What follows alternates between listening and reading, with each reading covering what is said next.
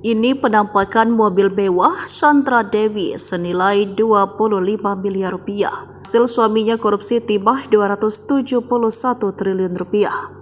Terkait lanjutan atas penyidikan kasus dugaan korupsi tambang timah dengan kerugian negara ditaksir mencapai 271 triliun. Mobil mewah Rolls-Royce yang oleh Harvey Boes dijadikan hadiah untuk Sandra Dewi di tahun 2023 kini disita Kejagung. Dilansir dari Kompas.com, Selasa 2 April 2024, diketahui Sandra Dewi mendapatkan mobil itu di perayaan ulang tahun ke-40 pada 8 Agustus 2023. Momen itu masih bisa dilihat dari sorotan yang tertata rapi di akun media sosial Sandra Dewi. Di hari ulang tahunnya, Sandra memperlihatkan kebahagiaan berkumpul bersama keluarga, serta perlakuan istimewa dari Harvey. Harvey diketahui memesan langsung ke ulang tahun dengan tema Barbie untuk Sandra. Kado ulang tahun berupa mobil mewah juga sudah disiapkan Harvey dengan plat mobil SDW yang diduga inisial nama Sandra Dewi. Dalam salah satu unggahan Instagram story yang tersimpan rapi di highlight akun Instagramnya, terlihat Sandra mengabadikan tulisan yang tertera mobil mewah itu.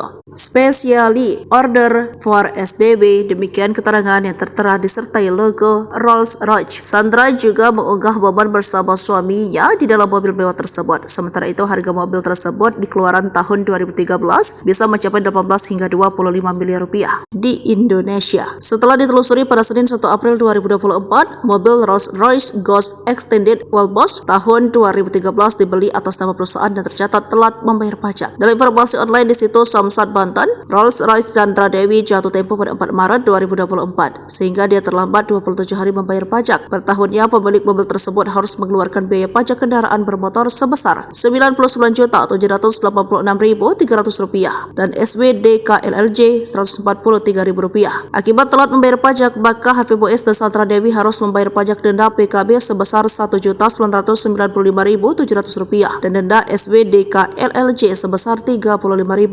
Total pajak dan denda yang harus dibayar adalah Rp101.960.000. Kini mobil tersebut telah disita Kejagung setelah Harvey Boes ditahan dan ditetapkan tersangka atas dugaan korupsi tata niaga komoditas timah wilayah izin usaha pertambangan PT Timah Tbk pada tahun 2015 hingga 2022.